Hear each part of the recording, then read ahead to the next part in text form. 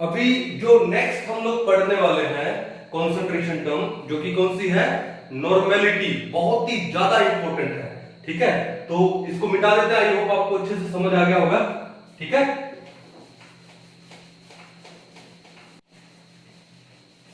चलिए नेक्स्ट क्या है आपके पास, नॉर्मेलिटी। ओके, हम लोग नॉर्मेलिटी, NORMALITY। अब देखो पहला लेटर क्या है इसका, पहला अल्फाबेट क्या है, N। तो इसका जो सिंबल है वो सिंबल क्या हो जाएगा, कैपिटल N हो जाएगा। सिंबल क्या हो जाएगा, कैपिटल N। अब बात करते हैं कि सर ये नॉर्मेलिटी होती क्या है, ये नॉर्मेलिटी होती क्या है। तो it is the number of gram equivalents of solute, number of gram equivalents of solute dissolved in 1 liter of the solution। क्या लिखा हम लोगों ने, it is the number of gram equivalents of solute, okay, dissolved in 1 liter of the solution. 1 litre solution में solute के कितने ग्राम equivalents dissolved हैं, तो उसको हम लोग क्या बोलते हैं, उसका नॉर्मेलिटी। अब यहां पर एक नई चीज आ गई, सर ये ग्राम इक्विवेलेंट्स क्या है, पढ़ेंगे बड़ा डिटेल में पढ़ेंगे हम लोग ये ग्राम इक्विवेलेंट्स क्या है। तो पहले तो देखो इसके यूनिट क्या होंगे, इसके यूनिट्स क्या होंगे। तो यूनिट कैसे होंगे, तो क्या लिखा, नंबर ऑफ ग्राम इक्विवेलेंट्स, तो भैया यूनिट हो गया आपके क्या, ग्राम इक्विवेलेंट। ओके, अपॉन में क्या है, volume of solution in litre, तो क्या हो जाएगा, पर लीटर या फिर लीटर इनवर्स। यूनिट क्या हो जाएंगे, ग्राम इक्विवेलेंट्स लीटर इनवर्स या पर लीटर। ठीक है, दूसरी बात क्या बोला, dissolved in 1 litre of the solution, volume आ गया ना, और वॉल्यूम क्या होता है, टेम्परेचर डिपेंडेंट होता है। तो भैया नॉर्मेलिटी है, it is temperature dependent, normality is temperature dependent. कहानी समझ आ गई, नॉर्मेलिटी हो या फिर मोलैरिटी हो या फिर फॉर्मेलिटी हो, दे आर टेम्परेचर डिपेंडेंट। लेकिन molality, mole fraction, they are temperature independent. Okay, तो क्या लिखेंगे हम लोग, normality is equal to number of gram equivalents of solute upon क्या हो जाएगा, volume of solution. Volume of solution किसमें, लीटर्स में। अगर ml में दिया है तो 1000 से डिवाइड करके उसको लीटर में कन्वर्ट करो। ये बात क्लियर है। फिर क्वेश्चन में वही उठ गया, सर ये ग्राम इक्विवेलेंट क्या है। तो पढ़ते हैं कि जो ग्राम इक्विवेलेंट्स है कैसे निकालते हैं, ग्राम इक्विवेलेंट्स कैसे निकालते हैं। एक बात बताओ कि मोलैरिटी क्या थी, it is the number of moles of solute dissolved in 1 litre of the solution. और नंबर ऑफ मोल कैसे निकालते हैं, given weight by molar weight या given mass by molar mass, एक ही बात है। तो अब यहां पे ग्राम इक्विवेलेंट कैसे निकालेंगे, ये निकालेंगे गिवन वेट अपॉन में इक्विवेलेंट वेट, अब एक नई चीज और आ गई कि सर अब ये इक्विवेलेंट वेट कैसे निकालते हैं। इक्विवेलेंट वेट क्या होता है वो भी पढ़ते हैं। क्या बोला हम लोगों ने, इक्विवेलेंट वेट क्या होता है, ये होता है क्या लिखे यहां पे, मोलर वेट या मोलर मास अपॉन में वैलेंसी फैक्टर VF, या फिर हम इसको क्या बोल देते हैं, मोलर वेट अपॉन में एन फैक्टर। अब वैलेंसी फैक्टर बोलो, एन फैक्टर बोलो, एक ही बात है। अब फिर माइंड में क्वेश्चन आता है कि सर ये वैलेंसी फैक्टर या एन फैक्टर ये कैसे निकालते हैं। भैया अब सारा गेम इसी का है कि एन फैक्टर कैसे निकाले। ठीक है, तो हम डिटेल में पढ़ेंगे इसको कि एन फैक्टर कैसे निकालते हैं। तब तक आप एक बार इसको समझो कि नॉर्मेलिटी होती क्या है, it is the number of gram equivalents of solute dissolved in 1 liter of the solution। और ग्राम इक्विवेलेंट कैसे निकालते हैं, गिवन वेट बाय में इक्विवेलेंट वेट, और इक्विवेलेंट वेट कैसे निकालते हैं, मोलर वेट अपॉन में वैलेंसी फैक्टर या मोलर वेट अपॉन में एन फैक्टर। ये बात समझ गए। एन फैक्टर को बिल्कुल डिटेल में पढ़ने वाले हम लोग, ठीक है। लेकिन एक काम करते हैं उससे पहले कि मोलैरिटी में और नॉर्मेलिटी में रिलेशन क्या है। ठीक है, तो पहले तो मैं आपको डिटेल में समझाता हूं, फिर एक छोटे से ट्रिक से मैं आपको लाइफ टाइम तक याद करवाऊंगा। ठीक है, अच्छे से उतार लो इसको एक बार। ठीक है, फिर आगे चलते हैं एक बार। चलिए, उतार लिया होगा शायद आप लोगों ने। ठीक है, मिटा देता हूं एक बार। ओके, तो नॉर्मेलिटी है, बड़ा इंपॉर्टेंट है। ठीक है, तो हमको क्या लेना है, रिलेशन बिटवीन किसमें, normality and molarity and normality में रिलेशन लेकर के आता है। ठीक है, क्योंकि कई बार आपको कुछ एक क्वेश्चन दिए होंगे जहां पे नॉर्मेलिटी दिया होगा और आपको मोलैरिटी के अंदर जवाब देना होगा। तो अगर आपको रिलेशन पता है तो आप एक सेकंड में निकाल सकते हो, या मोलैरिटी दिया होगा, नॉर्मेलिटी में आंसर देना होगा तो आप इमीडिएट निकाल सकते हो। तो पहले रिलेशन बना लेते हैं बिटवीन नॉर्मेलिटी एंड मोलैरिटी। तो एक बात बताओ, नॉर्मेलिटी क्या होती है? नॉर्मेलिटी क्या होती है? ये होती है क्या, number of gram equivalents of solute upon में वॉल्यूम ऑफ सॉल्यूशन, इसमें इन लीटर्स में पढ़ा भी हम लोगों ने, number of gram equivalents of solute upon volume of solution in litre. अब देखो ग्राम इक्विवेलेंट कैसे निकालते हैं, कैसे निकालेंगे, ये निकालेंगे क्या, गिवन वेट अपॉन में इक्विवेलेंट वेट। ठीक है, और अपॉन में क्या पढ़ा रहने दो आपका, volume of solution in litre, volume of solution किसमें, इन लीटर्स में। ये बात क्लियर है। अब देखो इक्विवेलेंट वेट कैसे निकालते हैं, तो क्या लिखूंगा इसको मैं, गिवन वेट अपॉन में इक्विवेलेंट वेट क्या होता है, molar weight upon n factor, क्या हो जाता है, molar weight upon n factor.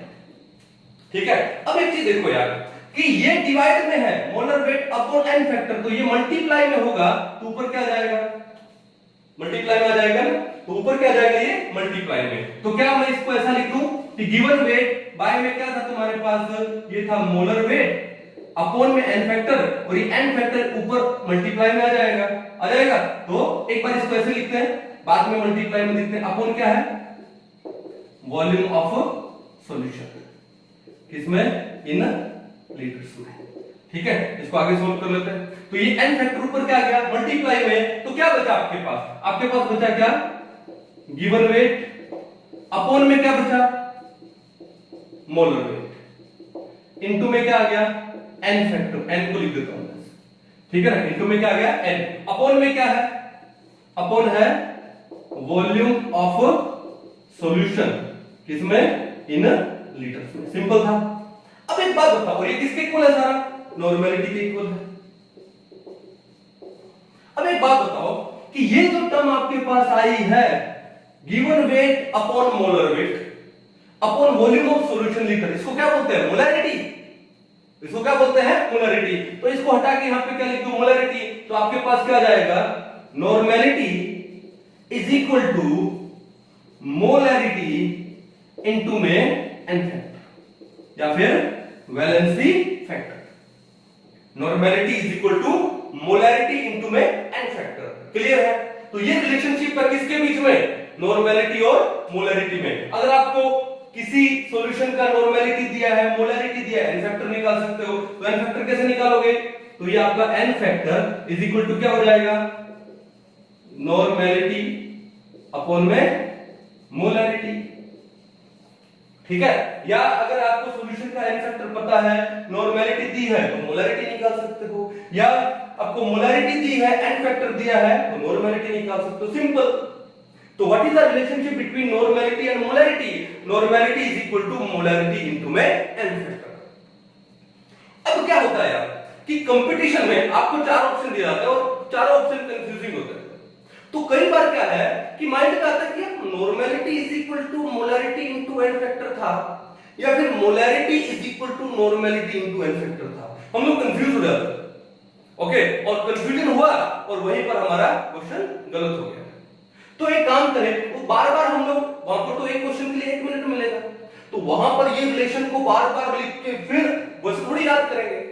Concept आपको समझ आ गया। अब इसको, इस फॉर्मूला को याद रखना है, क्या चाहिए उसके लिए? ट्रिक चाहिए। क्या चाहिए उसके लिए?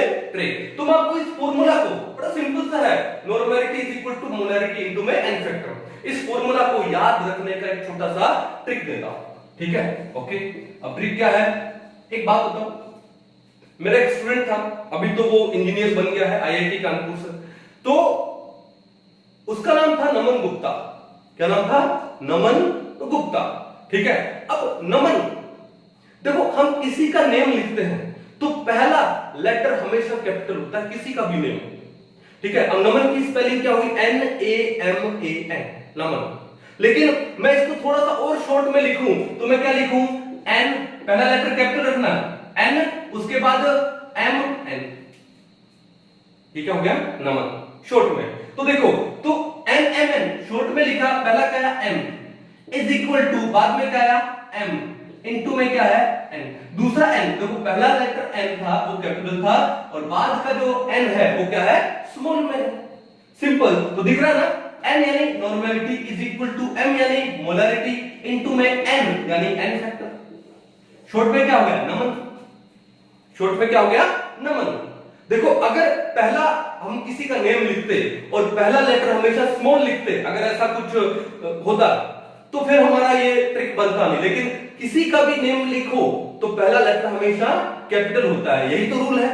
तो कैपिटल था तो वो क्या हो गया? N हो गया, तो दूसरा N क्या हो गया? स्मॉल है, तो क्या हो गया? नमन। तो इसको बड़ा सिंपल से नमन के नाम से याद रखा।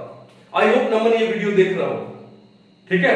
ओके, तो धीरे धीरे मैंने बहुत सारे जो मेरे स्टूडेंट्स हैं तो उनके नेम के ऊपर या उनके कुछ बिहेवियर के ऊपर मैंने कुछ ट्रिक्स बनाए, ठीक है? धीरे धीरे जैसे जैसे हम लोग पढ़ेंगे, अभी फिजिकल पढ़ रहे हैं, फिर ऑर्गेनिक में आएंगे, इनऑर्गेनिक में आएंगे, सब में धीरे धीरे एक एक का ट्रिक सब आएगा। ओके, तो आप नॉर्मेलिटी और मोलैरिटी में क्या रिलेशन याद रखोगे? नमन। क्या याद रखोगे? नमन। N is equal to M into में N, normality is equal to molarity into N factor. एक सेकंड नहीं लगा याद रखने के लिए। तो अब कभी भी हम लोग, मैं आपको बोलूंगा कि what is the relation between normality and molarity, क्या बोलोगे सर? नमन। Normality is equal to molarity into N factor. Clear है? ओके, मिटा दो इसको। चलो, अब हमारा टास्क क्या है? हमारा टास्क है ये N फैक्टर को निकालना, कि N फैक्टर क्या होता है, ठीक है ना? ओके, तो मैं इसको मिटा देता हूं एक बार, आई थिंक आपने उतार लिया होगा ये। चलिए,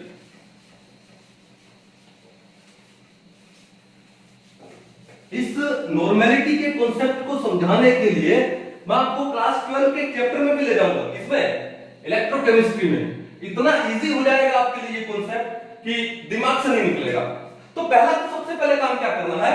N फैक्टर फाइंड आउट करना है। क्या लिखूं मैं? Methods to find N factor, या फिर डायरेक्ट लिख दो एक बार N फैक्टर, ठीक है? या इस N फैक्टर का दूसरा नाम क्या है? Valency factor. वैलेंसी फैक्टर, भाई मैं तो इसको बेसिकली N फैक्टर ही बोलता हूं। अब ये N फैक्टर निकालना कैसे? तो देखो, मान लो अगर आपको एसिड दिया जाए, आपको बेस दिया जाए और आपको सोल्ट दिया जाए, ठीक है? वो फिर आपको क्या दे दिया जाए? आयन दे दिया जाए। आयन में चाहे कैटायन हो चाहे फिर एनायन हो, तो ये सब दे दिए जाए, तो इन केस में N फैक्टर कैसे निकाले, एक एक करके पढ़ते हैं। तो देखो, नंबर वन क्या है? इन केस ऑफ एसिड्स, एसिड के केस में N फैक्टर क्या होता है? ध्यान से समझिएगा, क्योंकि इसमें बहुत सारे कॉन्सेप्ट ऐसे भी होंगे, ठीक है, जिनके प्रीवियस ईयर में क्वेश्चन आए हुए हैं और जिनके ऊपर क्वेश्चन बनते हैं, ठीक है? तो इन केस ऑफ एसिड्स, तो देखो सबसे पहले क्विक एसिड ले लो, क्या? HCl, ठीक है? हमने क्या ले लिया? एक स्ट्रॉन्ग एसिड ले लिया, HCl। अब बताओ, ये जो HCl है ये डिसोसिएट होकर क्या देगा? ये देगा आपको H पॉजिटिव प्लस में Cl नेगेटिव। क्या देगा ये आपको? H पॉजिटिव प्लस में Cl नेगेटिव। या तो आप एक चैप्टर पढ़ चुके हैं आयोनिक इक्विलिब्रियम, या फिर आप आने वाले टाइम में पढ़ोगे, ठीक है ना? तो अब बात यह है कि उस चैप्टर में क्या चीज है कि एक एसिड है, वो H पॉजिटिव का मतलब क्या है? प्रोटॉन। प्रोटॉन के बाद वो जो नेगेटिव आयन दिया, एनायन दिया एसिड ने, तो उसको क्या बोलते हैं? बेस बोलते हैं। क्या? उसका कॉन्जुगेट बेस। क्या बोलते हैं उसे? कॉन्जुगेट। एक एसिड है, वो प्रोटॉन देता है, और उसके बाद जो नेगेटिव आयन है उसको उसका क्या बोलते हैं, कॉन्जुगेट बेस बोलते हैं। क्या बोलते हैं उसको, इसका कॉन्जुगेट बेस। अब बात ये है कि जो HCl है कितने कॉन्जुगेट बेस दे सकता है, एक ही। तो जो एसिड आपको सिर्फ एक ही बेस दे पाए, एक ही कॉन्जुगेट बेस दे पाए, उसे बोलते हैं मोनोबेसिक एसिड। क्या बोलते हैं, मोनोबेसिक एसिड। तो HCl आपका क्या है, मोनो बेसिक एसिड। मोनो का मतलब क्या हुआ, वन हुआ, बेसिक का मतलब बेस हुआ, और एसिड तो आप जानते हो एक एसिड जो डिसोशिएट होने के बाद only one type of conjugate base दे, that acid is known as monobasic acid. Okay, और कितने दिए, वन दिए, तो ये वन जो उसने दिया उसको उसका बोलते हैं बेसिसिटी। क्या बोलते हैं, बेसिसिटी। क्या बोलते हैं, बेसिसिटी। तो बात यह है कि जो मोनोबेसिक एसिड का बेसिसिटी कितना हुआ, वन हुआ, क्योंकि एक ही बेस दिया। तो भैया यहां पर इसका जो बेसिसिटी है वो कितना है, वन है। क्या है, वन। तो ये जो बेसिसिटी है वन, उसी को एसिड का एन फैक्टर बोलते हैं। तो in case of acid n factor क्या होता है, n factor is the basicity of an acid. N factor is the basicity of an acid. अब बात ये है, इसको थोड़ा और सिंपलीफाई कर सकता हूं, जैसे कि सर एक एसिड जितने H पॉजिटिव दे, वो जो नंबर है H पॉजिटिव का, वही उसका क्या हो गया, एन फैक्टर हो गया। ये भी है, लेकिन ये चीज हमेशा अप्लाई नहीं होती, क्योंकि आप किसी मॉलिक्यूल का फॉर्मूला देख के डिसाइड नहीं कर सकते हो कि वो कितने H पॉजिटिव देगा। फॉर एग्जांपल, अगर मैं आपको बोलूं कि आपको दिया है H3BO3, क्या नाम है इसका, बोरिक एसिड, डिटेल में पढ़ेंगे। अब बात यह है कि आपको लग रहा होगा कि यार H3 है, देयर आर 3 हाइड्रोजन, तो 3H पॉजिटिव आएंगे, तो बेसिसिटी हो गया कितना, 3, एन फैक्टर हो गया 3। अपने आंख बंद करके लिख दिया एन फैक्टर कितना, 3। तो आपका ये रॉन्ग हो जाएगा, क्योंकि इसका जो एन फैक्टर है वो कितना होता है, 1 होता है। तो किसी मॉलिक्यूल का फॉर्मूला देख करके वी कैन नॉट डिसाइड कि वो कितने H पॉजिटिव देने वाला है। तो इसके लिए हमको क्या जाना पड़ेगा, डिटेल में जाना पड़ेगा। तो इसलिए मैं ये नहीं बोल सकता हूं हर बार कि एक एसिड जितने H पॉजिटिव देगा वही उसका एन फैक्टर हुआ, नहीं। लेकिन मैं ये जरूर बोल सकता हूं कि एक एसिड जितने कॉन्जुगेट बेस देगा वो नंबर उसका बेसिसिटी होता है, और वही उसका एसिड का क्या होता है, एन फैक्टर होता है। तो what is the n factor in case of acid, that is the basicity of an acid. एक एसिड जितने बेस देगा, कॉन्जुगेट बेस देगा, उसका number is the n factor या वैलेंसी फैक्टर। कहानी समझ गए, चलो। तो एक तो हम लोगों ने HCl का पढ़ा, तो कोई बड़ी बात नहीं थी, ठीक है। सिमिलरली मान लो अगर HNO3 का भी आ जाता तो कोई बड़ी बात नहीं है, HNO3 डिसोसिएट होके एक H पॉजिटिव प्लस में NO3 नेगेटिव। अब बताओ ये भी क्या है, एक ही कॉन्जुगेट बेस देगा, तो इसका जो बेसिसिटी है, इसका जो बेसिसिटी है कितना हो गया, 1 हो गया, कोई बड़ी बात नहीं। अब देखो नंबर 3, अगर आपको दे H2SO4, king of chemicals, king of acid, oil of vitriol, क्या नाम है इसका, सल्फ्यूरिक एसिड। अब सल्फ्यूरिक एसिड को मैं स्टेप बाय स्टेप दिखाता हूं कि सल्फ्यूरिक एसिड ने क्या काम किया, एक H पॉजिटिव दिया, पीछे बचा HSO4 नेगेटिव। तो एक आपके पास क्या आ गया, कॉन्जुगेट बेस एक आया, तो मैं लिख दूं CB1, कॉन्जुगेट बेस 1। अब देखो इस कॉन्जुगेट बेस में भी H है, तो ये जो HSO4 नेगेटिव है, ये भी आपको एक H पॉजिटिव प्लस पीछे क्या बचेगा, SO4 2 नेगेटिव बचेगा, तो ये भी नेगेटिव आ गया, तो ये इसका कॉन्जुगेट बेस नंबर क्या हो गया, 2 हो गया, ये नंबर 1 था, ठीक है। अगर मैं इन दोनों रिएक्शन को कंबाइन में लिख दूं तो क्या हो जाएगा, HSO4 नेगेटिव से ये कैंसिल आउट हो गया, तो क्या बचा, H2SO4 आपको 2 H पॉजिटिव देने वाला है, प्लस में SO4 2 नेगेटिव देने वाला है। अगर मैं डायरेक्ट ये रिएक्शन लिखता तो आपके पास क्या था, SO4 2 नेगेटिव आता, आप बोलते सर एक ही बेस है, तो मोनोबेसिक हुआ, इसलिए रिएक्शन को मैंने स्टेप बाय स्टेप दिखाया। तो H2SO4 आपको कितने टाइप के कॉन्जुगेट बेस देने वाला है, 2। कितने कॉन्जुगेट बेस, 2, नंबर कितना हुआ, 2। तो भैया ये इसका बेसिसिटी कितना हुआ, 2, और वही इस एसिड का H2SO4 का एन फैक्टर हो गया। H2SO4 का एन फैक्टर कितना होता है, 2, तो इसका जो बेसिसिटी है वो कितना हो गया, 2, यानी एन फैक्टर कितना हो गया उसका, 2 हो गया। कहानी समझ जाओगे, कोई इशू नहीं है। तो ये था H2SO4 का, ठीक है, उतार लो एक बार, फिर आगे चलते हैं, मिटा दो। तो बड़े सिंपल से थे। अगर एक चीज देखो यहां पर, अब बात आती है इक्विवेलेंट वेट की। मैं सिंपल सा बता रहा हूं एक बार, H2SO4 का अगर आपको इक्विवेलेंट वेट निकालना है, H2SO4 का इक्विवेलेंट वेट क्या होता है? मोलर वेट बाय में n फैक्टर। क्या होता है? यहां लिख देता हूं, क्या होता है equivalent weight? It is equal to molar weight upon में n फैक्टर। अब H2SO4 का मोलर वेट कितना है? तो देखो, एक हाइड्रोजन का एक, तो 2 का 2, ठीक है। सल्फर का 32, एक ऑक्सीजन का 16, तो 4 का कितना हो गया? 48। तो टोटल कितना हुआ? ये हुआ 48। 4 का कितना हुआ? 48, नो नो नो 64। 16 4 जा 64, तो कितना हुआ बताओ? 32 प्लस में 2 कितना हुआ? ये आपका हुआ 34। 34 प्लस में 64 कितना हुआ? 98। तो जो H2SO4 का जो मोलर वेट है वो कितना है? 98 है।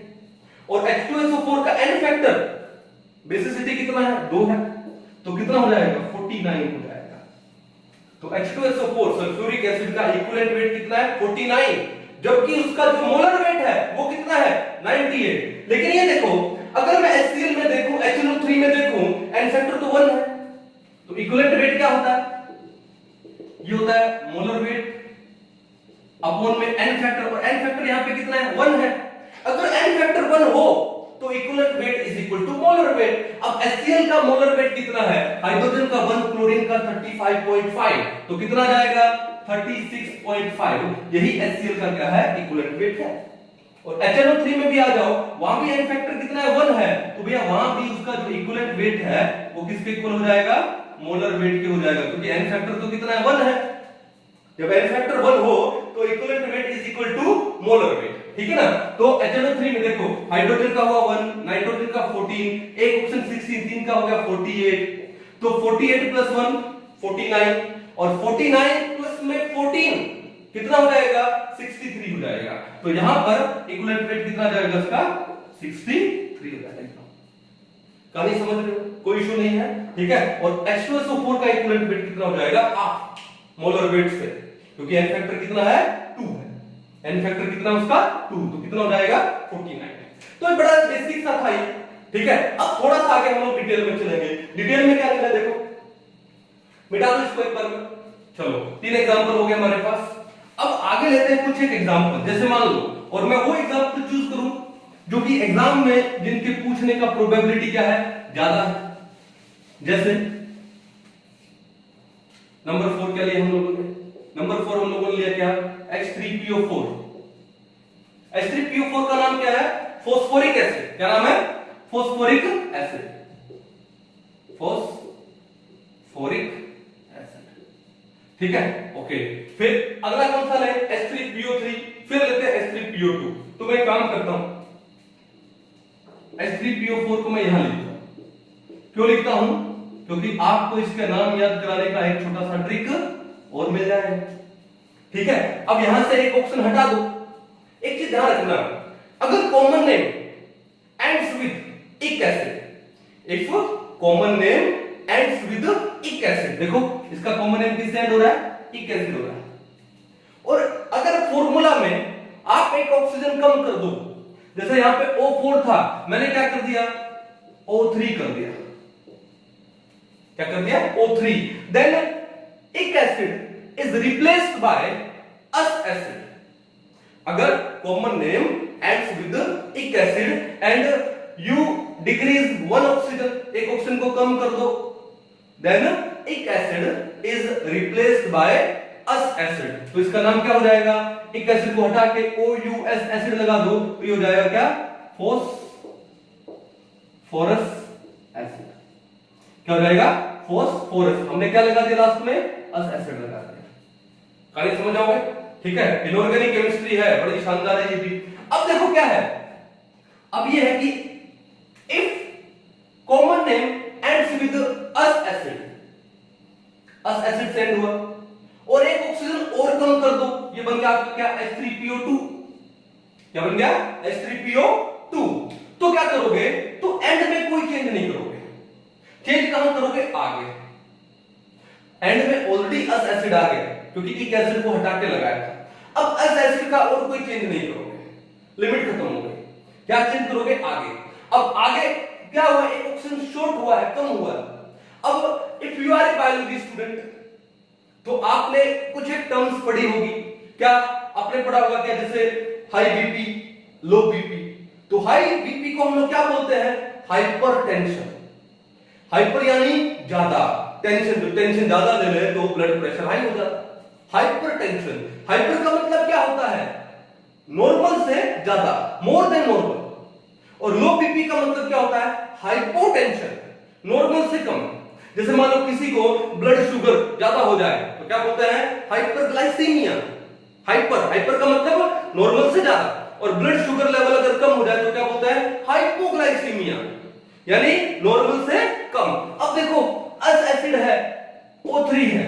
अब यहां से एक ऑक्सीजन कम किया है, नॉर्मल से कम किया है, तो नेम के आगे क्या लग जाएगा? हाइपो। क्या लग जाएगा? हाइपो। तो इसका नाम क्या हो जाएगा? हाइपो। और इससे रिलेटेड क्या? इससे, तो हाइपो फोस्फोरस एसिड। क्या नेम हो गया? Hypo phosphorus acid. नेम समझ आ गया, याद कर लोगे। अब इनके और भी कॉमन नेम है। कॉमन नेम क्या है?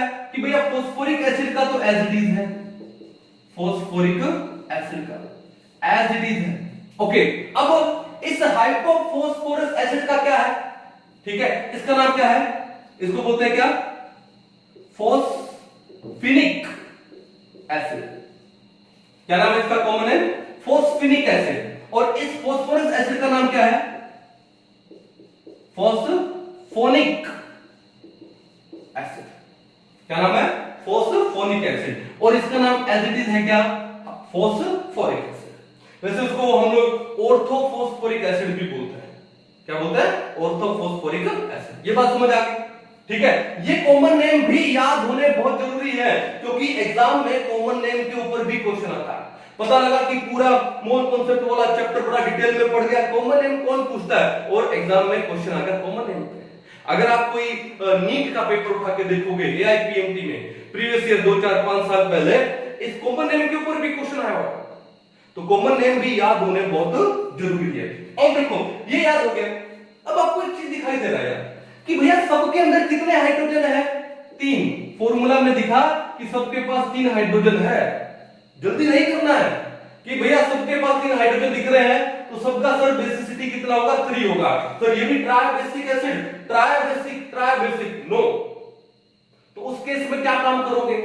उस केस में क्या है कि आपको स्ट्रक्चर आना चाहिए। आपको क्या आना चाहिए? स्ट्रक्चर। अब स्ट्रक्चर का मतलब केमिकल बॉन्डिंग। ठीक है, बॉन्डिंग अगर डिटेल में पढ़ा तो स्ट्रक्चर भी आएगा। अब अगर आप अभी 11th में आए हो तो आपके लिए अभी केमिकल बॉन्डिंग तो आया नहीं होगा, तो वो जब आएगा तो डिटेल में होगा। और अगर आप अभी रिपीटर्स वाले हो, ठीक है, या फिर 12th वाले स्टूडेंट हो, तो फिर ये तो केमिकल बॉन्डिंग में आ गया होगा, तो आपको स्ट्रक्चर पता होना चाहिए। तो आपको पता है या नहीं पता है, मैं आपको डिटेल में समझाता हूं। तो देखो ध्यान से कि कोई भी स्ट्रक्चर बनाने के लिए, या फिर आप मेरा एक वीडियो मैंने डाला है स्ट्रक्चर एंड हाइब्रिडाइजेशन, ठीक है, थोड़ा सा सर्च कीजिए, मिलेगा आपको।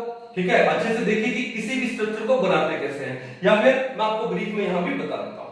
तो किसी भी मॉलिक्यूल का स्ट्रक्चर बनाना हो तो बड़ा बेसिक सा सिस्टम है। क्या सिस्टम है कि पहला काम आपका क्या है? To find the central atom. जैसे मान लो आप अपने घर में कितने भी मेंबर होंगे, 1 2 4 5 10, लेकिन घर तो एक ही है। वो घर आपका क्या है? सेंटर है। तो पहला काम है to find the central atom. और सेंट्रल एटम कैसे फाइंड करोगे कि सेंट्रल एटम हमेशा मिनिमम नंबर में होता है। अब यहां पे मिनिमम नंबर में कौन है? Phosphorus, phosphorus, phosphorus.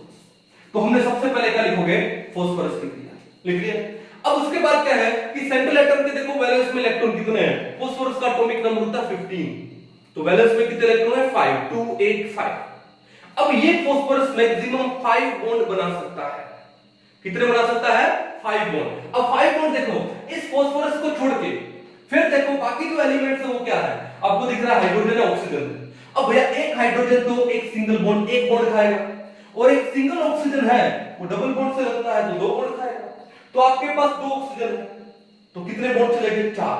3 हाइड्रोजन है तो कितने बॉन्ड चलेंगे? 3। 4 + 3 कितना हुआ? 7। लेकिन फास्फोरस तो मैक्सिमम कितने बॉन्ड बना सकता है? 5। लेकिन बॉन्ड बन रहे हैं तो सिंगल लगाए तो 7। तो ऐसे केस में हमको बॉन्ड कम करना पड़ेगा। तो बॉन्ड कम करने का एक तरीका और भी है, जैसे कि आप सिंगल क्यों लगाते हो, आप ऐसा लगाओ सिंगल बॉन्ड OH। अब देखो ऑक्सीजन के 2 बॉन्ड बन गए, हाइड्रोजन का एक ही बॉन्ड बन गया, और ये OH लग भी गया, और कितने बॉन्ड से लगा, सिर्फ एक बॉन्ड से लगा, हमारा काम हो गया। ठीक है, तो भैया बात ऐसा है कि सेंट्रल एटम को फाइंड आउट करो, और सेंट्रल एटम को फाइंड आउट करने के बाद अगर आप देखो, अगर आपके पास हाइड्रोजन एंड ऑक्सीजन है, then you have to make maximum number of OH, maximum number of OH। यहां से स्टार्ट करते हैं। सेंट्रल एटम कौन है, P। ठीक है, कितने मैक्सिमम OH हो सकते हैं, 3 हो सकते हैं, जो 3 हाइड्रोजन है और 3 तो ऑक्सीजन उसके साथ आ जाएंगे, तो 3 OH हो सकते हैं, तो सिंगल बॉन्ड के साथ OH लगा दीजिए, लगा दी।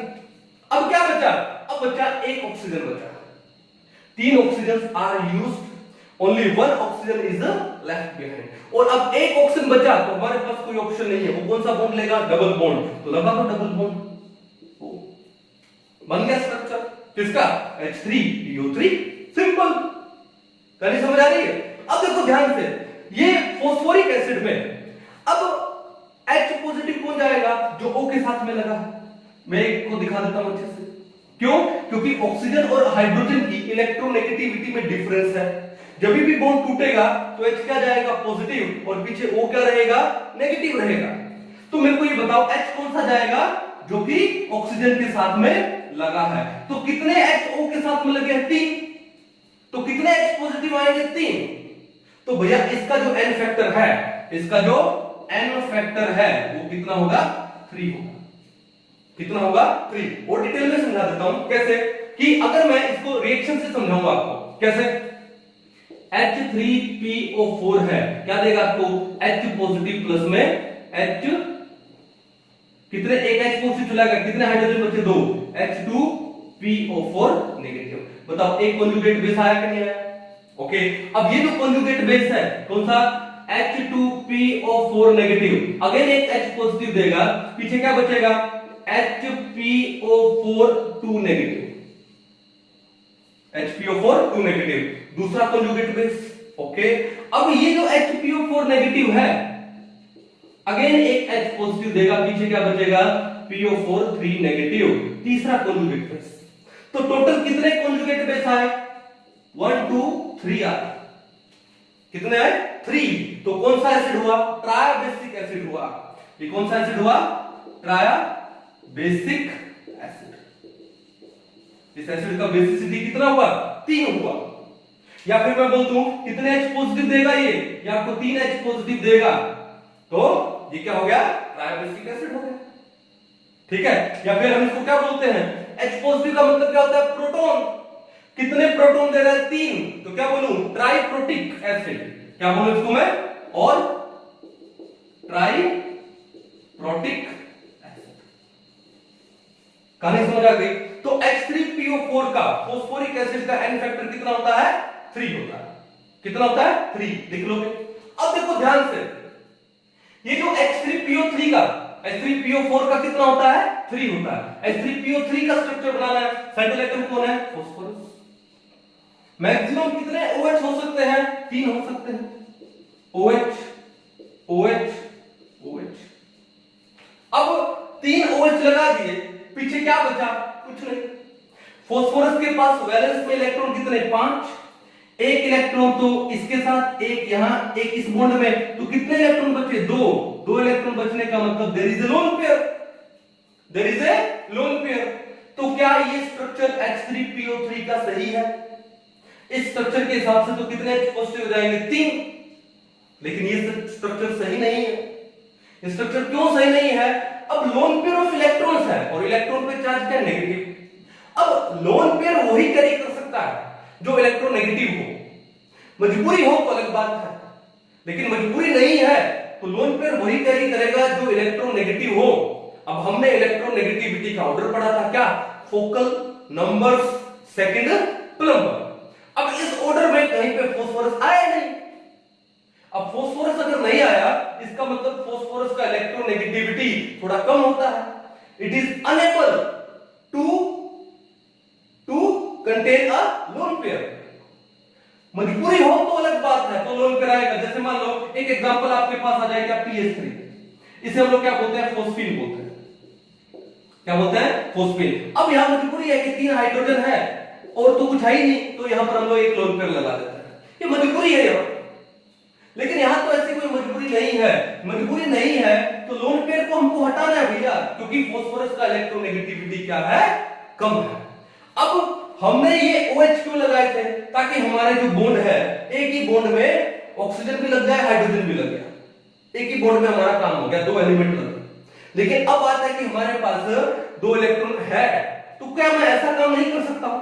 मैं ये कर सकता हूं कि भैया मैंने 2 OH को तो रहने दिया, मैंने 2 OH को तो रहने दिया, एक मैंने H लगा दिया और यहां पे ये लोन पेयर को हटा के मैंने यहां पे क्या लगा दिया, डबल बॉन्ड O लगा दिया। ऐसा काम कर सकता हूं। अब ऐसा काम करने से फास्फोरस पे लोन पेयर भी नहीं आएगा और 1 2 3 4 5 बॉन्ड भी बन गए। अब देखो यहां पर क्या होगा, H पॉजिटिव कौन आएगा, जो ऑक्सीजन के साथ लगा है। ये H O के साथ लगा, ये H O के साथ लगा है, लेकिन ये H तो O के साथ नहीं लगा, ये किसके साथ लगा है, P के साथ। और H और P का इलेक्ट्रोनेगेटिविटी ऑलमोस्ट इक्वल होता है। हाइड्रोजन का होता है 2.2, फास्फोरस का होता है 2.19, गूगल में चेक कर लीजिएगा, मिल जाएगा। तो ऑलमोस्ट इक्वल है। तो ये बॉन्ड क्या है, ये तो बॉन्ड लगभग प्योर कोवलेंट टाइप का हो गया। अगर प्योर कोवलेंट टाइप का हो गया तो ये H पॉजिटिव आना मुश्किल हो जाएगा यहां पे। तो यहां से तो H पॉजिटिव की उम्मीद मत करो, तो फिर क्या होगा, तो फिर ये होगा, तो कितने H पॉजिटिव आएंगे, 2। कितने आएंगे, 2। तो अब यह बात ऐसा है, तो इसका n फैक्टर कितना हो जाएगा, 2। अगर मैं इसको रिएक्शन में समझाऊं तो कैसे, H3PO3 क्या देगा, H पॉजिटिव प्लस में फिर कितना H बचा, 2, H2PO3 नेगेटिव, एक कॉन्जुगेट बेस है। फिर ये H2PO3 नेगेटिव क्या देगा, H पॉजिटिव प्लस में HPO3 2 नेगेटिव, दैट्स इट, दूसरा कॉन्जुगेट बेस। अब उसके बाद ये H है वो किसके साथ में लगा है, P के साथ में लगा है, ये वाला। अब ये H पॉजिटिव नहीं आएगा, तो टोटल कितने बेस मिले, 1 और 1 2, तो 2 बेस मिले, तो ये क्या हुआ आपका, डायाबेसिक एसिड। क्या हुआ, डायाबेसिक एसिड। ठीक है, या फिर टोटल कितने प्रोटॉन दे रहा है आपको, ये आपको 2 प्रोटॉन दे रहा है, तो इसको हम लोग क्या बोलेंगे, डाइप्रोटिक एसिड। क्या बोलेंगे इसको, डाइप्रोटिक एसिड। काले समझ आई। तो भैया फॉर्मूला में लगता है कि देयर आर 3 हाइड्रोजन, तो क्या ये 3 हाइड्रोजन दे पाएगा, नहीं दे पाएगा। तो ये कितने हाइड्रोजन देगा, सिर्फ 2 देगा। और वो कैसे समझ आएगा आपको, स्ट्रक्चर से। तो देखा सारे के सारे चैप्टर आपस में इंटरलिंक्ड है। अगर आपको कोई पर्टिकुलर चैप्टर नहीं आता है तो थोड़ा सा प्रॉब्लम हो जाएगा, तो सारे चैप्टर साथ में चलते हैं, तो सबका कॉन्सेप्ट क्लियर होना चाहिए। तो आई थिंक कुछ कॉन्सेप्ट क्लियर हुआ होगा। अब देखो आगे चलते हैं किसके ऊपर, हाइपोफॉस्फोरस एसिड, जिसको हम लोग क्या बोलते हैं, फॉस्फोफिनिक एसिड बोलते हैं। ठीक है, अब देखो यहां पे सेंट्रल एटम कौन है, P के बाद मैक्सिमम कितने वोल्ट हो सकते हैं, 2, 1 2। अब क्या बचा, एक हाइड्रोजन बचा, तो वो हाइड्रोजन हमने लगा दिया ये। और क्या बचा, कुछ नहीं, H3PO2, तो क्या बचा, एक लोन पेयर। क्या फास्फोरस लोन पेयर कैरी कर पाएगा, नो। ठीक है, तो फिर क्या काम करेंगे, इस लोन पेयर को हटाएंगे, इस लोन पेयर को हटाएंगे। यहां पे क्या लगा, OH, तो भैया यहां लगा दो क्या, H, और एक डबल बॉन्ड से क्या लगा दो, O। अब फास्फोरस के देखो काउंट करो कितने बॉन्ड बने हैं, 1 2 3 4 5 बॉन्ड बने। ठीक है, और तीनों के तीनों H लग गए और 2 O भी लग गए। अब बताओ H पॉजिटिव कौन सा आएगा, जो O के साथ में लगा है, ये आएगा। ये तो क्या है, pH बॉन्ड है, यहां से तो H पॉजिटिव आने वाला नहीं है। तो भैया अब बताओ इसका जो n फैक्टर है वो कितना हुआ, 1 हुआ। कितना हुआ, 1। अगर मैं रिएक्शन में दिखाऊं, यानी H3PO2 आपको क्या देगा, एक H पॉजिटिव प्लस में H2PO2 नेगेटिव। बस आपको एक ही कॉन्जुगेट बेस मिलने वाला, सिर्फ एक ही कॉन्जुगेट बेस। क्यों, बाकी 2 H है वो तो फास्फोरस के साथ में लगे।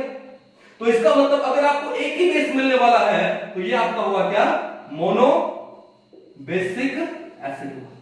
या फिर कितने प्रोटॉन मिला, सिर्फ एक ही, तो क्या बोलेंगे इसे, मोनो प्रोटिक एसिड। क्या हुआ, मोनोप्रोटिक एसिड। तो किसी मॉलिक्यूल का फॉर्मूला देख करके हम लोग नहीं बता सकते कि वो कितने प्रोटॉन देगा, उसका एन फैक्टर क्या होगा। अब सब में यहाँ पे 3-3 हाइड्रोजन लग रहे थे, लेकिन सबका एन फैक्टर अलग है। यहाँ पे हाइपोफॉस्फोरस एसिड का एन फैक्टर कितना होता है, 1 होता है, यानी फोस्फेनिक एसिड का एन फैक्टर कितना है, 1 है, यानी मोनोबेसिक एसिड है या मोनोप्रोटिक एसिड है। फॉस्फोरस एसिड का या फोस्फोनिक एसिड का एन फैक्टर 2 है, डायबेसिक एसिड या डायप्रोटिक एसिड और फोस्फोरिक एसिड का एन फैक्टर 3 है, ट्राइप्रोटिक एसिड और या फिर क्या बोलते हैं, ट्राइबेसिक एसिड बोलते हैं। ठीक है, तो ये चीज कब आएगी, जब आपका बॉन्डिंग वाला चैप्टर बहुत अच्छा होगा, आपको किसी भी मॉलिक्यूल का स्ट्रक्चर बनाना आएगा। ठीक है, एक बार इसको उतार लो, आगे और डिटेल में चलते हैं। चले आगे। तो आपके टोटल कितने एग्जांपल हो गए, 4, ये कौन सा था 5 और ये कौन सा था 6। ठीक है, तो मैं मेन वो आपको एसिड बता रहा हूं जिनका ज्यादातर एग्जाम में पूछा जाता है, जो इंपॉर्टेंट है। ठीक है, मिटा दो इसको अच्छे से। चलिए, अब ये तो हो गया क्या आपका फॉस्फोरस एंड हाइपोफॉस्फोरस एसिड। ठीक है, ओके, एक क्वेश्चन करते हैं इससे रिलेटेड। ठीक है, ओके। अब देखो, नीट 2016 में एक क्वेश्चन आया हुआ है, वही कॉमन नेम के ऊपर। क्वेश्चन क्या है, what is the correct statement for the given acid. क्या बोला, phosphinic acid is a monoprotic acid while phosphonic acid is a diprotic acid. तो पहले तो ये बताओ कि आपको ये कॉमन नेम पता होना चाहिए। अब फोस्फेनिक एसिड क्या होता है, H3PO2 होता है। क्या होता है, H3PO2। और फोस्फोनिक एसिड क्या होता है, H3PO3 होता है। तो अभी हम लोगों ने पढ़ा कि जो H3PO2 है, फोस्फेनिक एसिड या हाइपोफॉस्फोरस एसिड, उसका एन फैक्टर कितना होता है, 1 होता है। तो मोनोप्रोटिक है या फिर मोनोबेसिक है। तो उसने बोला कि phosphinic acid is a monoprotic acid while phosphonic H3PO3 is a diprotic acid. बिल्कुल सही हुई। और ये कब आएगा, जब आपको कॉमन नेम भी पता होगा। दूसरा क्या है, phosphinic acid is a diprotic acid, झूठ बोल गया। तीसरा है बोथ आर ट्राइप्रोटिक, नो। और फोर्थ है बोथ आर डायप्रोटिक, नो। तो भैया आंसर क्या होगा इसका, ऑप्शन नंबर 1। अगर आपको कॉमन नेम पता था तो 4 नंबर पक्के थे, और कॉमन नेम नहीं पता तो आप उलझ जाते इसकी। ठीक है ना, तो कैसे याद करते हैं, देखो ध्यान से, H3PO2, H3PO3, H3PO4, इसका कॉमन नेम क्या है, फोस्फेनिक एसिड। इसका क्या है, फोस्फोनिक एसिड। और इसका नाम क्या है, फोस्फोरिक एसिड। मैं कैसे याद करता हूं, मैंने देखा कि सब में ये PHOS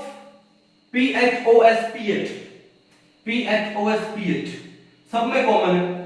तो जो कॉमन है हटा दो, तो कॉमन है तो हटा दिया। पीछे क्या बचा, पीछे भैया यहां बचा क्या, पीछे बचा क्या, इनिक। यहां हटाऊंगा तो क्या बचेगा, ऑनिक। यहां हटाऊंगा तो ये क्या बचेगा, ऑरिक। तो भैया ये मैंने याद कर लिया, क्या, इनिक, ऑनिक, ऑरिक। इनिक, ऑनिक, ऑरिक। आई ओ ओ 1001 यानी आई 100। इनिक, ऑनिक, ऑरिक।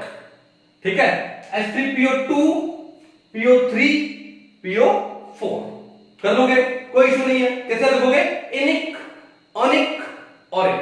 तो एक छोटा सा ट्रिक था, तो मैंने इस ट्रिक से क्या कर लिया, याद कर लिया। ट्रिक का मतलब क्या होता है कि हमने पैटर्न देखा और पैटर्न देखने के बाद उसको सिंपलीफाई कर दिया ताकि वो लॉन्ग टर्म तक हमें याद रहे, हो गया। तो आपके ये 4 नंबर क्या हो जाएंगे, कंफर्म हो जाएंगे। ठीक है, उतारो इसको, एक क्वेश्चन और करते हैं। अभी देखो नेक्स्ट क्वेश्चन, देखो सेम ईयर में आया हुआ है, नीट 2016 में। क्या क्वेश्चन है, boric acid is an acid because it's molecule. तो पहले तो एक काम करते हैं, समझते हैं क्या है बोरिक एसिड। बोरिक एसिड क्या फॉर्मूला इसका, इसका फॉर्मूला H3BO3, H3BO3। अब ये बोरिक एसिड होता क्या है, बचपन में आपने कैरम खेला होगा, आपका तो बचपन ही चल रहा है। तो जब हम लोग कैरम खेलते हैं तो उसके सरफेस को स्मूथ करने के लिए एक लुब्रिकेंट डालते हैं, और वो लुब्रिकेंट क्या होता है, एक व्हाइट कलर का पाउडर होता है। और वो जो व्हाइट कलर का पाउडर है दैट इज बोरिक एसिड।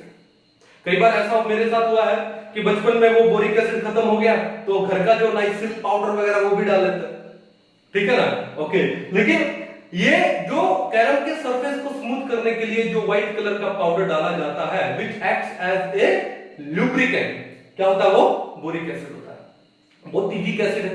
कई बार क्या होता है कि आपका एक चैप्टर है इक्विलिब्रियम, आयोनिक इक्विलिब्रियम, उसमें क्वेश्चन आता है which among the following is an acid, तो आपको ये इसका फॉर्मूला ऐसे भी देता है BOH का थ्राइस। तो बच्चों को क्या लगता है कि BOH का थ्राइस, OH नेगेटिव देगा, और जो OH नेगेटिव देता है, जो हाइड्रोक्साइड आयन देता है, वो क्या होता है, बेस होता है। नहीं, अरे ये तो फॉर्मूला उसने लिखा है। इसका मतलब क्या हुआ कि एक H, 3H और 3O और एक B है, तो देखो 3H है, 3O है और एक B है, तो भैया ये ऐसे उसने आपको लिख करके कंफ्यूज किया है कि it's look like a base, it's not a base, it's an acid. तो क्या है ये H3BO3, ठीक है, समझ जाओगे।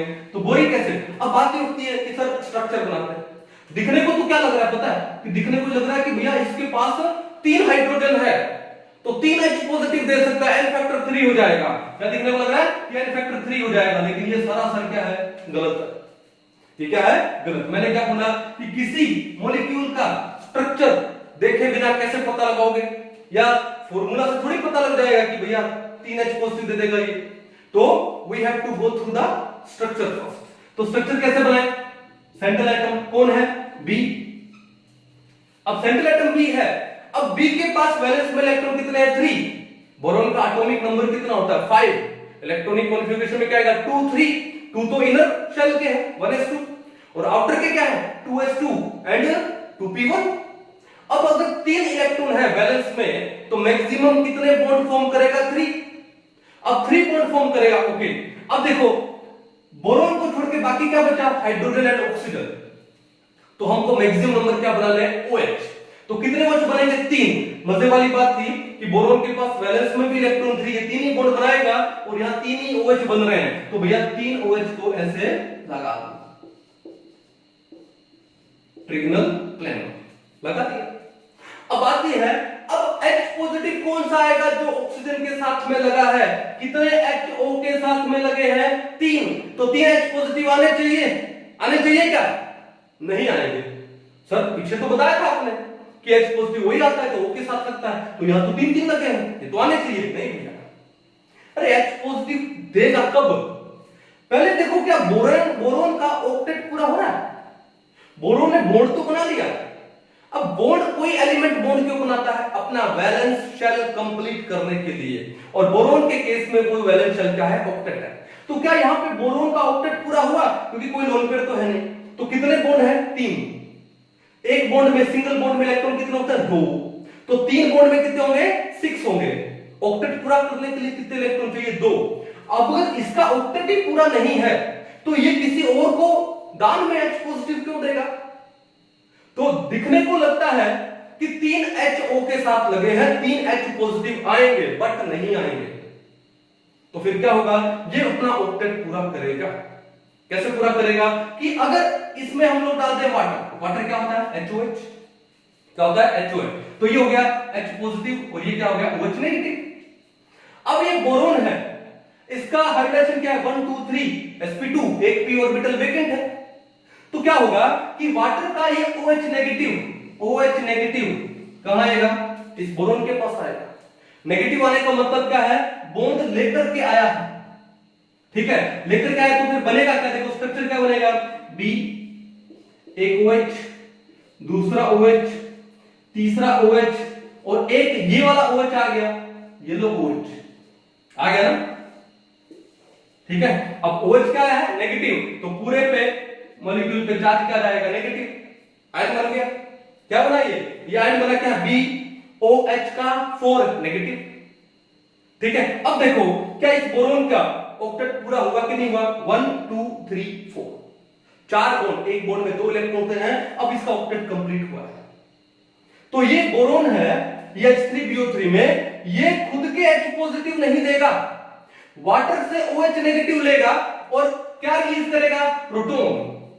तो इन बोरिक एसिड जो बोरॉन है वो वाटर से क्या लेता है, OH नेगेटिव लेता है, हाइड्रोक्साइड आयन लेता है, रिलीजिंग व्हाट, प्रोटॉन। एक्सपोज यानी प्रोटॉन को रिलीज करेगा, तो लगता है कि ये प्रोटॉन रिलीज कर रहा है। कितने प्रोटॉन रिलीज किया, एक, तो भैया उसको बोलता है n फैक्टर 1। खुद से H पॉजिटिव नहीं दे रहा है, किसी और से, वाटर से H पॉजिटिव दे रहा है। देखो बाकी हमने अभी एसिड पढ़े थे, वो खुद से H पॉजिटिव दे रहा है, ये खुद से H पॉजिटिव नहीं देगा क्योंकि उसका ऑक्टेट पूरा नहीं है। जब इसमें वाटर डालेंगे तो वहां से OH नेगेटिव को लेगा, अपना ऑक्टेट पूरा किया और क्या छोड़ा, H पॉजिटिव छोड़ा, प्रोटॉन को रिलीज किया। तो इसका n फैक्टर कितना हुआ, कितने प्रोटॉन रिलीज किए, एक, तो n फैक्टर कितना हुआ, एक होगा। कहानी समझ आई? तो ऐसे क्वेश्चन भी आते हैं। तो अब देखो फॉर्मूला में क्या लग रहा है, H3PO3, 3 हाइड्रोजन है तो n फैक्टर 3 हो सकता है, लेकिन n फैक्टर बोरिक एसिड का कितना होता है, 1 होता है। अब क्वेश्चन पढ़ते हैं, देखो क्या है, boric acid is an acid because it's molecule, पहला क्या है, it contains replaceable H positive, यानी क्या इसका मॉलिक्यूल, बोरिक एसिड का मॉलिक्यूल में रिप्लेसेबल H पॉजिटिव है, नहीं, ये खुद में से तो H पॉजिटिव रिप्लेस नहीं कर रहा, तो पहला गलत हो गया। दूसरा, it gives up A proton, क्या ये खुद का मॉलिक्यूल प्रोटॉन को रिलीज कर रहा है, नहीं, तो बोला ना because it's molecule gives up A proton, क्या बोरिक एसिड का मॉलिक्यूल प्रोटॉन दे रहा है, नहीं दे रहा है, ठीक है, गलत हो गया। It accept OH negative from water, water से OH नेगेटिव एक्सेप्ट कर रहा है, रिलीजिंग प्रोटॉन, बिल्कुल सही हो गया, यही तो केस हो रहा है कि ये वाटर से OH नेगेटिव को एक्सेप्ट कर रहा है और प्रोटॉन को रिलीज कर रहा है। कहानी समझ आ गई? अगला क्या बोलता है, इट कंबाइंस विद प्रोटॉन, मतलब ही नहीं है, किससे कंबाइन कर रहा है, OH नेगेटिव हाइड्रोक्साइड आयन से कंबाइन कर रहा है। It combines with proton from water molecule, no, answer क्या आएगा, ऑप्शन नंबर 3। तो बोरिक एसिड है वो वाटर से OH नेगेटिव एक्सेप्ट करता है और प्रोटॉन को रिलीज करता है, तो n फैक्टर कितना हो गया उसका, 1 हो गया। कहानी समझ आई? तो हमने क्या पढ़ा, कुछ एक एसिड हम लोग लिए और एसिड के केस में n फैक्टर क्या होता है, उनका बेसिसिटी, ठीक है। तो नॉर्मल एसिड में HCl है हमारे पास, H2SO4 है, HNO3 है, HClO4 है जिसको परक्लोरिक एसिड बोलते हैं, तो उन सब का n फैक्टर कितना होता है, 1 होता है, ठीक है, वो एक H पॉजिटिव देता है। लेकिन कुछ एक special case H3PO2, H3PO3, H3PO4, उनका n फैक्टर क्या होगा, 1, 2 एंड 3 रिस्पेक्टिवली, तो स्ट्रक्चर। और बोरिक एसिड का फॉर्मूला क्या है, H3BO3, इट लुक्स लाइक कि 3 H पॉजिटिव हो सकते हैं, लेकिन n फैक्टर कितना होगा, 1 होगा। क्या बोरिक एसिड का मॉलिक्यूल खुद H पॉजिटिव देगा, नो, वो वाटर से OH नेगेटिव को एक्सेप्ट करता है और प्रोटॉन को रिलीज करता है, तो n फैक्टर कितना हो गया, 1। आई होप आपको ये समझ आया होगा, क्या n factor in case of acid, आपका कॉन्सेप्ट थोड़ा स्ट्रांग हो गया होगा, है ना। तो एक बार इसको उतार लीजिए, फिर हम लोग आगे बढ़ते हैं। आया समझ, बढ़े आगे हम लोग। तो इन केस ऑफ एसिड हमारा n फैक्टर क्लियर है, it is the basicity of an acid. हमने क्वेश्चन भी किए, बड़े इजी लग रहे हैं क्वेश्चन अभी, ठीक है। अभी हम लोग पढ़ते हैं क्या, n factor in case of basis, in case of basis. तो बेसिस के केस में कोई बड़ी बात है नहीं, तो देखते हैं नंबर 2 क्या है, इन केस ऑफ बेसिस। तो बेस के केस में n फैक्टर क्या होगा, n फैक्टर होगा क्या, acidity of a base, acidity of a base. अभी कॉमेडी नहीं है कि बेस को एसिडिटी हो गई, ऐसा कुछ नहीं है। तो बेस का एसिडिटी क्या होता है, तो देखो ध्यान से एक एग्जांपल लेते हैं। मान लो आपको एक बेस दिया है NaOH, ये NaOH डिसोसिएट होने के बाद क्या देगा, Na पॉजिटिव प्लस में OH नेगेटिव। बेस क्या होते हैं जो OH नेगेटिव देते हैं, आर्मियस बेस होते हैं, इसको हम लोग क्या, आर्मियस बेस। बेस क्या होता है जो OH नेगेटिव दे, तो NaOH ने एक हाइड्रोक्साइड आयन दिया, OH नेगेटिव दिया, और जो पीछे एक पॉजिटिव आयन दिया ना, इस पॉजिटिव आयन को, जैसे ये तो है बेस और ये पॉजिटिव आयन कैटायन को इसका बोलते हैं क्या, कॉन्जुगेट एसिड। क्या बोलते हैं, कॉन्जुगेट एसिड। एसिड में क्या लिया था, H पॉजिटिव देता है, पीछे जो नेगेटिव आयन बचता है उसका कॉन्जुगेट बेस होता है। बेस क्या देता है, OH negative ion, hydroxide ion, और जो पीछे जो भी पॉजिटिव आयन बचेगा, कैटायन बचेगा, वो उसका क्या हुआ, कॉन्जुगेट एसिड होगा। तो एक बेस जितने कॉन्जुगेट एसिड देगा, that number is known as acidity of a base, उसे क्या बोलते हैं, एसिडिटी ऑफ बेस। तो NaOH के केस में जो एसिडिटी है वो कितना है, 1 है। तो NaOH को हम लोग क्या बोलेंगे, क्या बोलेंगे इसको, मोनो एसिडिक बेस। क्या बोलेंगे? Mono acidic base. क्लियर है, कोई इशू नहीं है। अब देखो एक एग्जांपल और लेते हैं, जैसे मान लो ये NaOH लूं, KOH लूं, RbOH लूं, CSOH सीजियम हाइड्रोक्साइड लूं, वो तो एक ही बात है, n फैक्टर सबका 1 होगा। अब ये मान लो हम ले MgOH का ट्वाइस, क्या देगा? डायरेक्ट लिख दूं कि Mg+2 देगा और 2 क्या देगा? OH नेगेटिव देगा। तो हाइड्रोक्साइड आयन कितने दिए? 2। तो n फैक्टर मान सकता हूं कितना है? 2 है। n फैक्टर कितना है इसका? 2। एसिडिटी 1 का मतलब n फैक्टर भी 1। लेकिन अगर मैं थोड़ा सा डिटेल में चला जाऊं तो कैसे होगा ये देखो, पहले क्या देगा? Mg क्या, एक तो देगा OH negative ion, OH negative, एक OH नेगेटिव आने के बाद पीछे क्या बचा? MgOH, क्या बचा? ये पॉजिटिव। तो एक तो आपका एसिड हो गया, कॉन्जुगेट एसिड। अब ये MgOH पॉजिटिव है, अगेन क्या देगा आपको? एक OH नेगेटिव देगा, दिया, पीछे क्या बचा? Mg+2। तो कितने पॉजिटिव आयंस आए? 2। कितने कॉन्जुगेट एसिड आए? 2।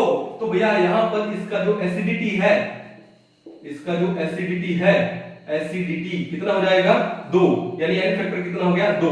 क्या बोलेंगे इसको? Diacidic base, diacidic base बोलेंगे। क्लियर है? जैसे MgOH ट्वाइस हो, या फिर कैल्शियम हाइड्रोक्साइड हो, या फिर बेरियम हाइड्रोक्साइड हो, एक्सेट्रा। अब नंबर 3 पे आ जाते हैं।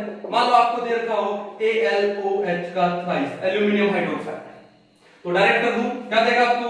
Al+3 देगा और 3 क्या देगा? OH negative. पहले क्या बनाओगे कि एक OH नेगेटिव देगा AlOH का ट्वाइस पॉजिटिव, फिर ये AlOH का twice positive, again OH negative देगा तो AlOH 2 पॉजिटिव। अब AlOH 2 पॉजिटिव, अगेन एक OH नेगेटिव देगा, पीछे क्या बचेगा? Al3 positive. तो आपको क्या मिलेंगे? टोटल 3 टाइप के कॉन्जुगेट एसिड मिलेंगे। तो ये क्या हो गया? ट्राया एसिडिक बेस, या 3 OH नेगेटिव मिले। तो इसका जो एसिडिटी है वो कितना हो गया? 3 हो गया, यानी n फैक्टर कितना हो गया? 3। बोलेंगे क्या इसको? ट्राया एसिडिक बेस बोलेंगे। क्या बोलेंगे इसे? ट्राया एसिडिक बेस। तो बेस के केस में कोई चक्कर नहीं है, ऐसा कोई स्पेशल केस है नहीं, ठीक है? तो हम लोग बेस के केस में बिल्कुल नॉर्मल चल सकते हैं। क्लियर? मिटा दो इसको। अब आता है नंबर 3, ये भी इंपॉर्टेंट है। इन केस ऑफ सोल्ट, अगर आपको ना तो एसिड दिया ना बेस दिया, आपको क्या दे दिया जाए? सोल्ट दे दिया जाए, तब क्या करोगे? तो नंबर 3 पे आते हैं क्या? इन केस ऑफ सॉल्ट्स। तो भैया बात ऐसा है, सोल्ट क्या होता है? जो डिसोशिएट होके एक कटायन दे और एक एनायन दे, एक कटायन दे और एक एनायन। एग्जांपल लेता हूं फिर बताता हूं। फॉर एग्जांपल, अगर आपको दे दिया जाए NaCl, NaCl डिसोशिएट होके क्या देगा? Na पॉजिटिव प्लस में Cl नेगेटिव। एक तो कटायन देगा और एक एनायन देगा। तो या तो कटायन को पकड़ लो या एनायन को पकड़ लो, यानी कटायन का टोटल पॉजिटिव चार्ज। अब जैसे यहां पर एक ही कटायन है, उसका पॉजिटिव चार्ज कितना है? 1 है, 1+। या फिर कटायन का एनायन का टोटल नेगेटिव चार्ज। लेकिन अगर मान लो कुछ ऐसा हो जाता, मान लो आपको दे देता क्या? बेरियम सल्फेट दे दे, Ba3SO4 का 12, डायरेक्ट करेंगे इसको, क्या होगा? BSO4। ये भी सिंपल है। एल्यूमिनियम सल्फेट लेते हैं, क्या? Al2SO4 का, आपको एल्यूमिनियम सल्फेट है, तो एल्यूमिनियम सल्फेट को डिसोशिएट करो तो क्या बनेगा? 2Al+3 एंड क्या हो जाएगा? 3SO4 2 negative. अब देखो मैंने क्या बोला? या तो कैटायन को पकड़ लो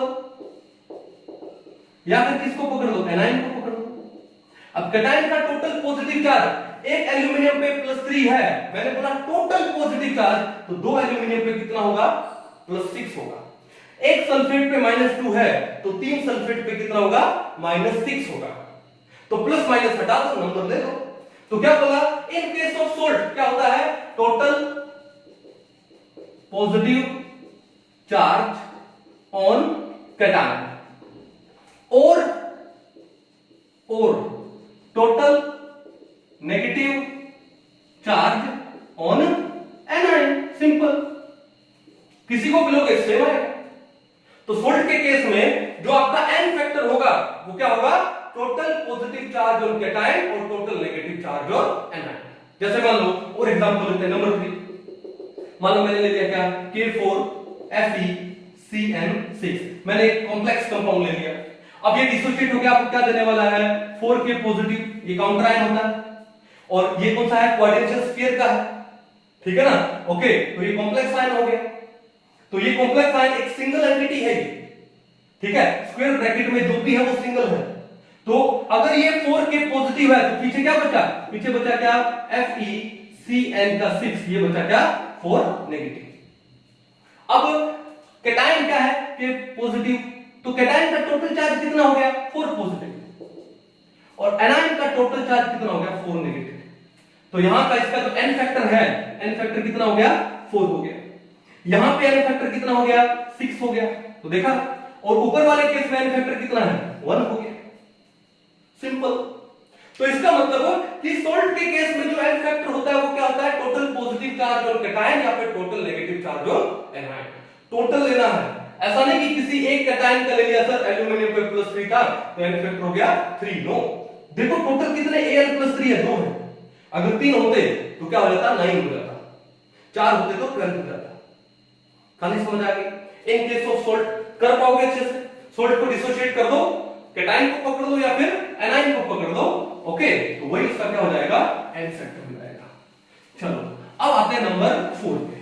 इन केस ऑफ आयंस, तो आयंस के बारे में तो बताने की जरूरत है ही नहीं, ठीक है, फिर भी एक बार लिख देता हूं, क्या क्या लिखा हम लोगों ने इन केस ऑफ आयंस। अब जैसे मान लो आपको एक आयन दे दिया क्या Cr2O7 नेगेटिव दे दिया। अब इस आयन में देखो आप कि भैया टोटल चार्ज कितना है 2 नेगेटिव, तो n फैक्टर कितना हो गया 2 हो गया। मान लो आपको दे दिया क्या MnO4 नेगेटिव, 1 नेगेटिव है तो n फैक्टर कितना हो गया 1 हो गया। मान लो आपको दे दिया इन्होंने क्या एल्यूमिनियम +3, तो डायरेक्ट दिख रहा है n फैक्टर कितना है 3 है। बेरियम +2 दे दिया तो n फैक्टर कितना हो गया 2 हो गया। क्लियर है, कोई इशू नहीं है, तो ये कर लोगे। जैसे मान लो आपको इन्होंने दिया ClO4 नेगेटिव, n फैक्टर कितना हो गया 1 हो गया। तो आयन के केस में कोई दिक्कत है नहीं, जो उनका चार्ज है नेगेटिव पॉजिटिव हटा दो बस, जो उनका चार्ज है वही उनका n फैक्टर है, वही उनका क्या है n फैक्टर है। तो आज आपको समझ आया कि n फैक्टर कैसे निकालते हैं, n फैक्टर कैसे निकालते हैं इन case of acid, in case of base, in case of salt और इन केस ऑफ आयंस। आपको आई थिंक कुछ एक एग्जांपल जैसे बोरिक एसिड का, फॉस्फोरस एसिड का, हाइपोफॉस्फोरस एसिड जिसको फॉस्फेनिक एसिड बोलते हैं, फॉस्फोरिक एसिड जिसको फॉस्फोरस एसिड बोलते हैं, और फॉस्फोरिक एसिड वो तो है ही H3PO। उनका सबका पता लग गया होगा कि डायरेक्ट किसी फॉर्मूला को देख करके we can not predict the n factor, तो क्या आना चाहिए स्ट्रक्चर आना चाहिए। आई थिंक आपको अच्छे से समझ आया होगा। नेक्स्ट लेक्चर में हम लोग इक्विवेलेंट वेट को निकालने के और तरीके पढ़ेंगे, बड़ा डिटेल में जाएंगे, क्योंकि एग्जाम में most of the time equivalent weight पे क्वेश्चन आते हैं और ये कॉन्सेप्ट हमारा क्या होना चाहिए स्ट्रांग होना चाहिए। तो आई होप कि आज का लेक्चर आपको अच्छा लगा होगा। मिलते हैं नेक्स्ट लेक्चर में, तब तक के लिए थैंक यू।